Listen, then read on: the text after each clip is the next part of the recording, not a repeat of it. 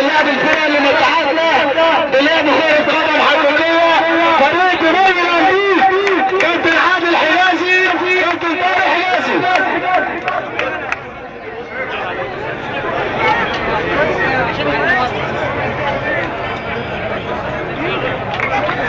احسن اداء نادي الأنديد الكابتن عادل حجازي.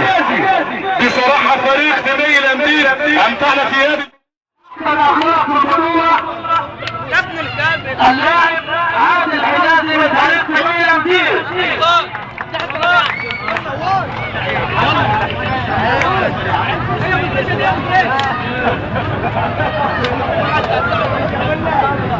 احسن حارس مرمى في البطوله الحارس مسعد صلاح من فريق الخمسه.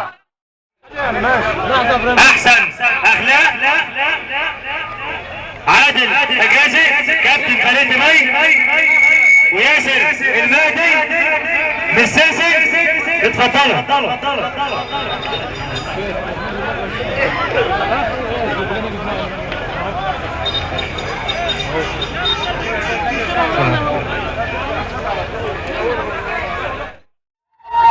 احمد حسن من فريق السنوره.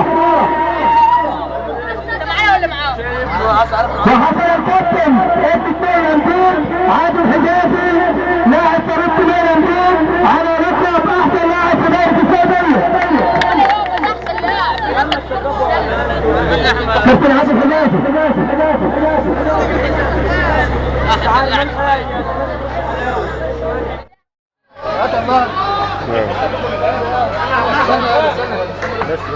الكابتن مصر عايز يمشي. كابتن عادل حجازي مدرب كرة. ماشي. مدرب مدرسة الكرة في نادي الأمير الرياضي. ماشي هنصور بس الكابتن عادل وهنمشي. خد يا حبيبي.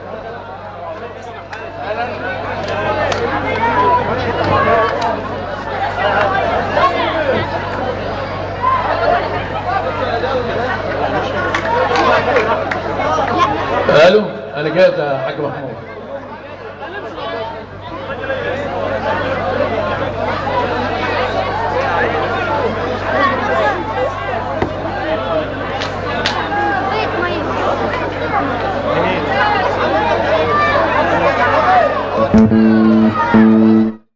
اللاعب الكبير نجم نبارين هداف نبارين بقاله 3-4 سنين ما شاء الله يعني مسافه طويله هداف نبارين. الراحه فيه طبعا لعيب كبير ويجي يمتعنا وان شاء الله نتمتع معاه ان شاء الله النهارده لقاء كابتن احمد عبد السلام نجوم فريق صدقه اللي نزل النهارده وهو تقريبا كابتن الفريق كابتن علي حسين وفريق الخمسه نازل النهارده يعني لابس فانيلا كده بتاعت برشلونه. نتمنى طبعا واخد البطوله الكاس اللي فات ونتمنى طبعا انه يمتعنا يبقى النفس اخترت من كل بلد شخصيه. مش هقول افضل لاعب ولا هقول احسن اخلاق ولا هقول احسن حارس مرمى. اخترت من كل بلد واحد يشرفني في بلد. كابتن عادل حجازي من دمي الأنديد.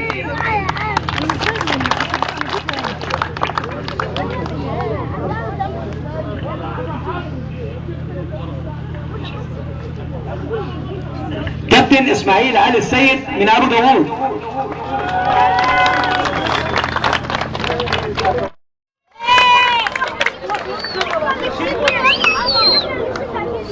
برضه تحت الاخلاق في الدورة كابتن عادل حجازي الخطيب من لندن المنظمة.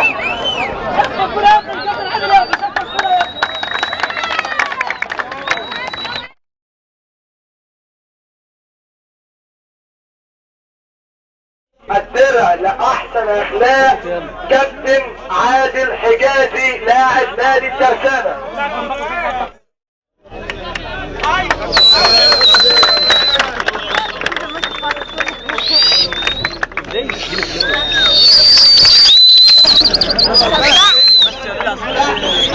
حتى بين كلي العبدين وأبو داوود فقدت له محمود محمد جابر. خد لك اسم جوائز